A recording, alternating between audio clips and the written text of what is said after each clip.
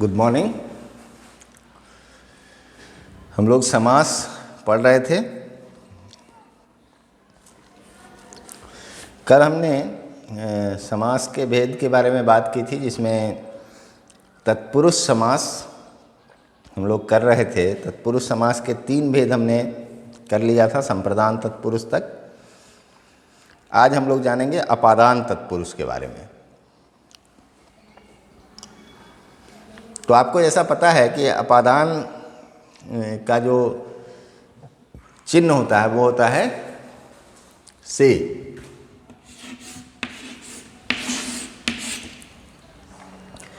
अब आपको पता है कि अपादान का से और करण का से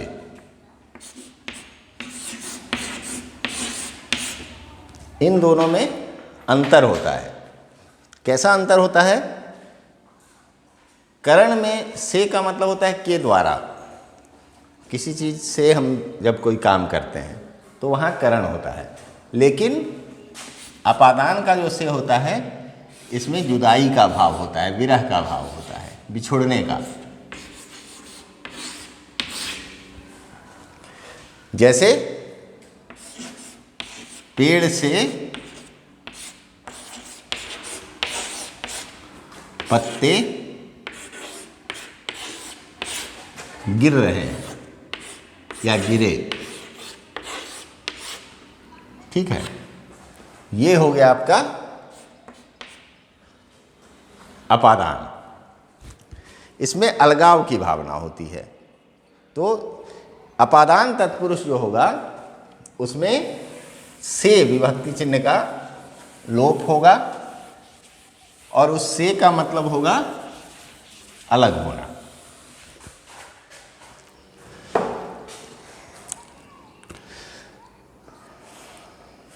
तो अपादान कारक की विभक्ति का लोप होता है। इसके उदाहरण है ऋण मुक्त। ऋण मुक्त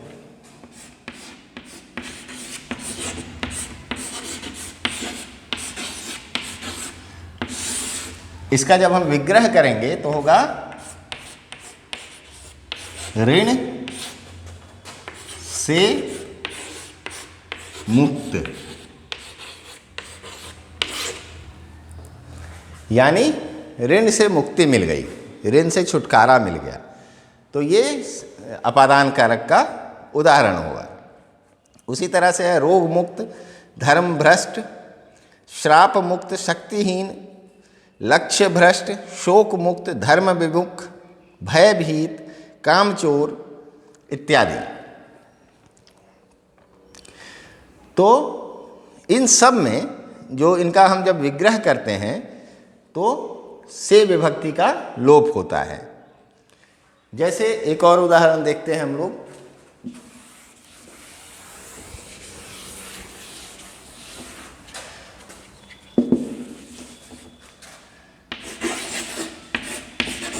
कामचोर,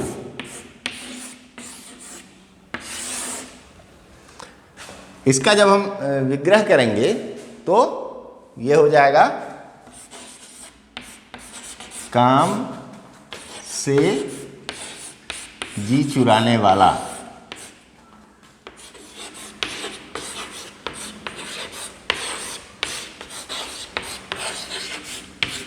काम से जी चुराने वाला।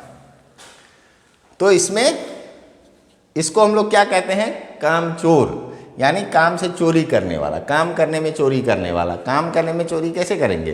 काम नहीं करेंगे, कम करेंगे, दिखाने के लिए कुछ करेंगे लेकिन उसमें मेहनत कम लगे, तो उसको हम लोग कहते हैं कामचोर। तो यहाँ भी विभक्ति चिन्ह से है, ठीक है। तो इसी तरह से हमको ये ध्यान रखना होगा, करण और अपादान तत्पुरुष में वही अंतर है जो आप जब कारक पढ़ रहे थे तो आपने ये अंतर जाना था कि करण और अपादान में क्या अंतर है। वही अंतर यहाँ भी ध्यान में रखना है। तो इसके उदाहरण आपने देखे, रोग मुक्त, रोग से मुक्त, धर्म भ्रष्ट, धर्म से भ्रष्ट, श्राप मुक्त, श्राप से मुक्त, शक्तिहीन, शक्ति से हीन, यानी जिसमें शक्ति नहीं हो, लक्ष्य भ्रष्ट, लक्ष्य से जो भ्रष्ट हो गया हो अर्थात लक्ष्य से भटक गया हो। शोक मुक्त, शोक से मुक्त हो जो जिसमें शोक का कोई असर नहीं हो। धर्म विमुख, जो धर्म से विमुख हो, धर्म के से अलग हो, धर्म में उसकी कोई रुचि नहीं हो। भयभीत, भय से भीत हो, पता नहीं भयभीत, भयभीत में मुझे थोड़ी शंका है। भय से भीत मतलब भय के द्वारा भीत हुई है, तो ये शायद करण में होना चाहिए, इसमें उदाहरण दिया हुआ है। देखते हैं दूसरी किताब में है कि नहीं ये चीज़। इसमें भी दिया हुआ है। खैर चलिए, ये शंकाएं समय के साथ दूर होती जाएंगी। अभी अचानक मुझे लगा कि इसमें ये होना नहीं चाहिए था। तो इस तरह से अपादान तत्पुरुष जिसमें से विभक्ति यानी अलग होने की भावना वाला से विभक्ति चिन्ह का लोप हो, वो हो गया अपादान तत्पुरुष। अगला है संबंध तत्पुरुष।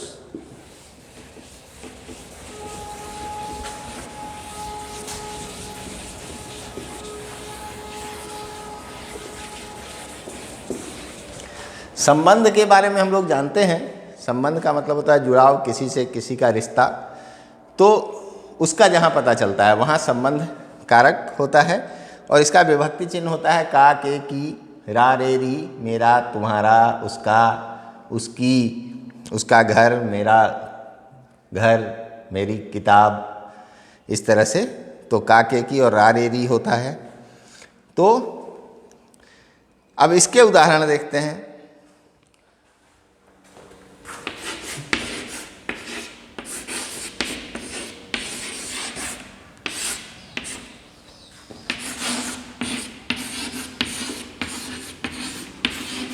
संबंध तत्पुरुष का उदाहरण देखते हैं हम लोग। जैसे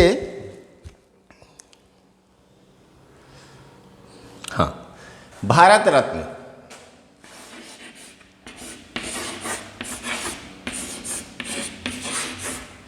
भारत रत्न, इसका जब हम विग्रह करेंगे तो क्या होगा? भारत का रत्न। ठीक है, तो यहां ये संबंध कारक का विभक्ति चिन्ह है, इसका लोप है, तो वो हो गया भारत रत्न। उसी तरह से अछूतोद्धार, अछूतों का उद्धार। गंगा तट, गंगा का तट। जल धारा, जल की धारा। लखपति, लाखों का पति। लाखों का पति मतलब लाख रुपयों का मालिक। पति का मतलब मालिक होता है, स्वामी होता है। तो स्वामी, औरतें अपने पति को भी स्वामी उसी अर्थ में कहती हैं कि आप मेरे मालिक हैं, इसलिए उनको स्वामी कहा जाता है। तो यहाँ लाखों का पति का मतलब ये नहीं होगा कि लाखों महिलाओं का पति, लाख रुपयों का मालिक, ये धन के संबंध में है। तो हो गया लखपति। कला मर्मज्ञ, कला का मर्मज्ञ। अब देखिए कला मर्मज्ञ, ये इसलिए जरूरी है अभी बताना ताकि आप आगे चलकर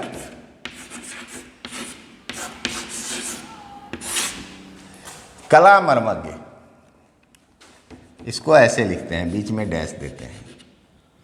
तो ऐसा आपको आगे चलकर द्वंद्व समास में भी मिलेगा। तो आप वहाँ यह मत सोचिएगा कि ये द्वंद्व समास है। ये कला मर्मज्ञ का मतलब हुआ कला का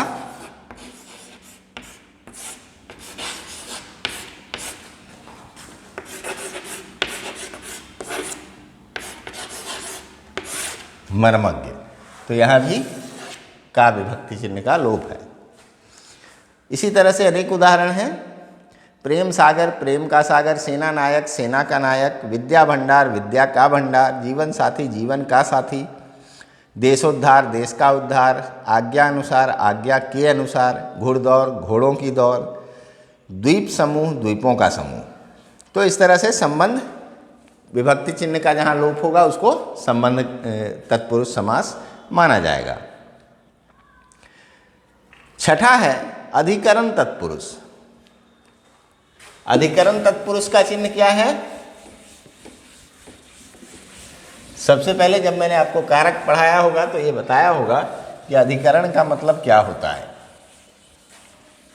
अधिकरण का अर्थ होता है आधार या जिस पर या जिसमें कुछ रखा जाता है, तो उस स्थिति में वो अधिकरण का प्रयोग होता है। तो अधिकरण कारक की विभक्ति जो है वह है में और पर।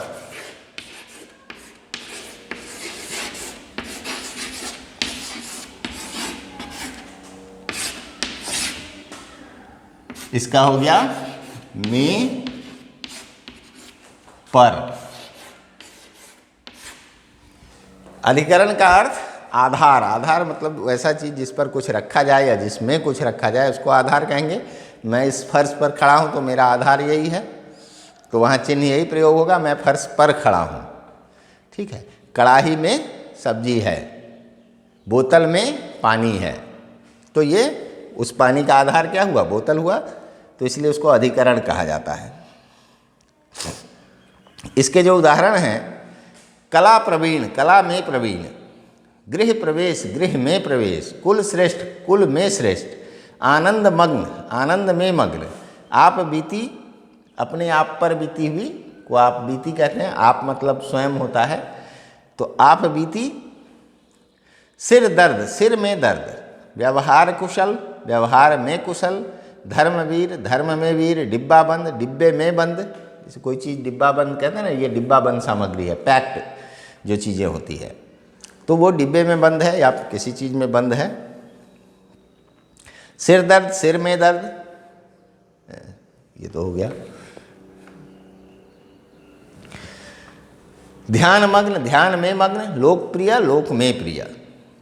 तो ये हो गए अधिकरण तत्पुरुष जिसमें में या पर का लोप हो। जब आपको विग्रह ऐसे समास का भेद पूछा जाए तो आप उसका विग्रह करके देखिए, आपको पता चलेगा कि इसका अर्थ क्या हुआ, इसमें क्या लोप है, किस चीज़ का लोप है, तो आप समझ जाएंगे कि ये अधिकरण तत्पुरुष है या ये कौन सा तत्पुरुष है। तो ये हो गया। अब जो सातवां है वह है नए तत्पुरुष। नए तत्पुरुष में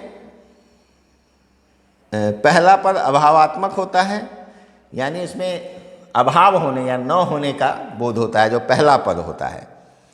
दूसरा क्या होता है इसमें कि इसमें न का ही निषेधात्मक होता है। ऐसी अभिव्यक्ति होती है कि ये नहीं है, तो इससे आप इसको पहचान सकते हैं। जैसे अनिच्छा, इच्छा न होना।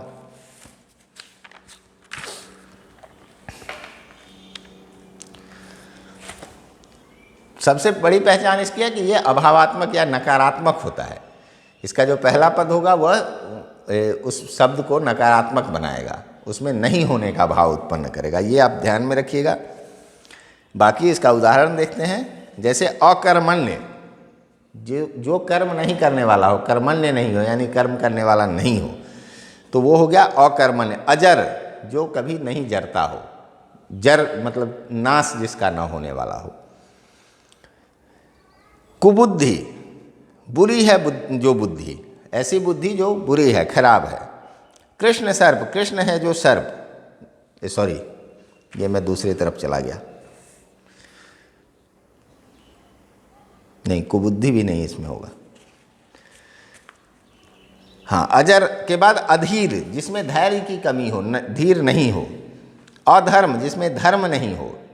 अनचाही, जिसकी आपको चाह नहीं हो, इच्छा नहीं हो।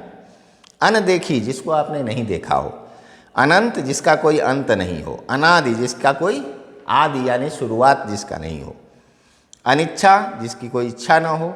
अन्याय, जिसमें न्याय ना हो। अपुत्र, जो पुत्र नहीं हो। अब्राह्मण, जो ब्राह्मण नहीं हो। अमर, जो नहीं मरता हो। अयोग्य, जो योग्य नहीं हो। इस तरह से बहुत सारे उदाहरण हैं। असत्य, जो सत्य नहीं हो। असंभव, जो संभव नहीं हो। अनुचित, जो उचित नहीं हो। ऐसे 9 की अभिव्यक्ति करने वाले जिसमें नकारात्मक भाव हो या अभाव, उसी को कहते हैं नहीं होने के भाव को, तो उसको नए समास कहते हैं। ये तत्पुरुष का ही एक भेद है। तो इस तरह से हमने तत्पुरुष समास के भेदों को जाना। अगला है जो दूसरा भेद है तत्पुरुष के बाद, वो है कर्मधारय। अभी इसमें आपके मन में अनेक शंकाएं उत्पन्न होंगी, तो उसको आप अपने कॉपी में लिखिएगा, नोटबुक में उसको नोट कीजिएगा, और फिर बाद में हम लोग इस पर दोबारा से बात करेंगे। अभी तो मैं आपको सरसरी तौर पर पढ़ा रहा हूँ, फिर बाद में हम इस पर और विस्तार से चलेंगे जब हम दोबारा इसकी पुनरावृत्ति करेंगे। तो उसके बाद अगला जो भेद है समास का, वो है कर्मधारय समास। कर्मधारय समास में क्या है, इसमें दो तरह से इसको पहचानते हैं। एक तो होता है जिसका पहला पद विशेषण और दूसरा विशेष्य होता है। तत्पुरुष में क्या था, पहला नहीं, उसमें भी तत्पुरुष में क्या दिया था, बाद वाला विशेष्य और पहला विशेषण। इसमें भी वही है, पहला विशेषण और बाद में विशेष्य, अथवा एक पद उपमान और दूसरा उपमेय हो। उपमा, और ये तो अभी आपने नहीं पढ़ा है, लेकिन आगे चल के आप जानेंगे इसके बारे में, उपमा अलंकार के बारे में। तो जिसमें एक की तुलना की जा रही हो और एक वो हो जिससे तुलना की जा रही हो, उसी को उपमा और उपमेय कहते हैं। जिससे तुलना की जा रही है और जिसकी तुलना की जा रही है। तुम हाथी जैसे मोटे हो, तो एक हो गया हाथी, एक हो गया तुम। तो इसमें उपमा उपमेय का संबंध होता है। तो इसको हम उदाहरण के माध्यम से ज़्यादा बढ़िया समझेंगे। जैसे अंधा है जो कूप, ये विशेषण और विशेष्य का उदाहरण है। अंधा है जो कूप, तो कूप हो गया विशेष्य और अंधा हो गया विशेषण। अंधकूप, बहुत गहरे कुएं को कहते हैं अंधकूप, जिसमें कुछ दिखाई नहीं दे नीचे। का पुरुष, कायर है जो पुरुष, पुरुष हो गया विशेष्य, कायरता हो गई उसकी विशेषता। तो कायर है जो पुरुष। कुबुद्धि, बुरी है जो बुद्धि, वैसी बुद्धि जो बुरी है, तो बुद्धि हो गया विशेष्य और बुराई हो गई उसकी विशेषता। कृष्ण सर्प, काला है जो सांप, कृष्ण है जो सांप, सर्प। दही में डूबा हुआ बड़ा, दही बड़ा। अब इसका उदाहरण वहाँ भी था, लेकिन ये निर्भर करेगा कि अलग अलग अर्थ में आप कैसे प्रयोग कर रहे हैं। इन चीज़ों को आप नोट कीजिएगा, जो आपको शंका मन में लाए उसको नोट कीजिएगा, उस पर हम लोग फिर बात करेंगे। तो बुरी है जो आत्मा, उसको कहेंगे दुरात्मा, यानी आत्मा हो गया विशेष्य और बुराई हो गई उसकी विशेषता। उसी तरह से दुष्चरित्र, बुरा है जो चरित्र। नील कमल, नीला है जो कमल। नीला है जो अंबर, नीलांबर। नीलकंठ, नीला है जो कंठ। अब इसमें बहुत सारे ऐसे शब्द मिलेंगे जो आपको आगे चलकर दूसरे समास के भेद में भी मिलेंगे, तो वहाँ पर हम लोग फिर उसको कैसे अलग करना है वो समझेंगे। जैसे नीलकंठ शिव को भी कहते हैं, भगवान शिव को सॉरी, चौक का डस्ट उड़ता है तो थोड़ी दिक्कत आ जाती है। नील गगन, नीला है जो गगन। पंचक्की, पानी से चलने वाली चक्की। पीतांबर, पीत है जो अंबर। पर्णकुटी, पर्ण से बनी हुई, पर्ण मतलब पत्ता, पर्ण से बनी हुई कुटी। प्रधानाध्यापक, प्रधान है जो अध्यापक। बैलगाड़ी, बैलों से खींची जाने वाली गाड़ी। ये सभी विशेषण विशेष्य का संबंध है। बाद वाला जो पद है वो विशेष्य है और पहले वाला विशेषण है। उसी तरह से मधुमक्खी, मधु का संचय करने वाली मक्खी। महाजन, महान है जो जन। महात्मा, महान है जो आत्मा। महादेव, महान है जो देव। अब महादेव में भी आपका आएगा कि महादेव तो शिव को भी कहते हैं। अब है उपमेय उपमान कर्मधारय, जिसमें उपमा और उपमान का, उपमेय का यह है संबंध है।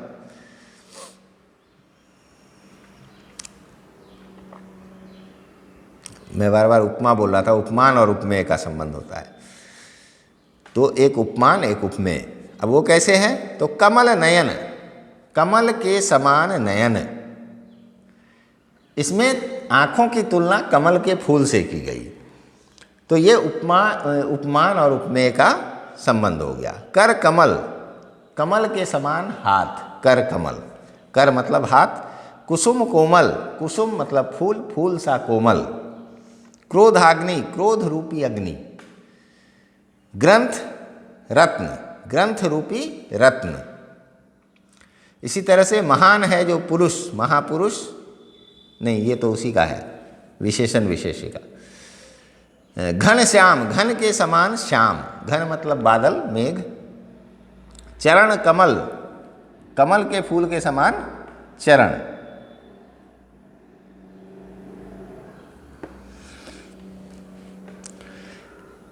प्राण प्रिय, प्राणों के समान प्रिय, प्राण जितना प्रिय हो उतना ही कोई दूसरा चीज अगर प्रिय हो तो उसको प्राण प्रिय कहते हैं। विद्या रूपी धन, विद्या धन। तो ये कर्मधारय समास है। इसमें या तो दूसरा पद जो है वो विशेष्य होता है, उसकी विशेषता पहला पद बता रहा होता है, या फिर एक उपमान होता है, एक उपमेय होता है। उसके इतने सारे उदाहरण आपने देखे, तो ये हो गया आपका कर्मधारय समास, कर्म की को धारण करने वाला समास, कर्मधारय समास। ठीक है।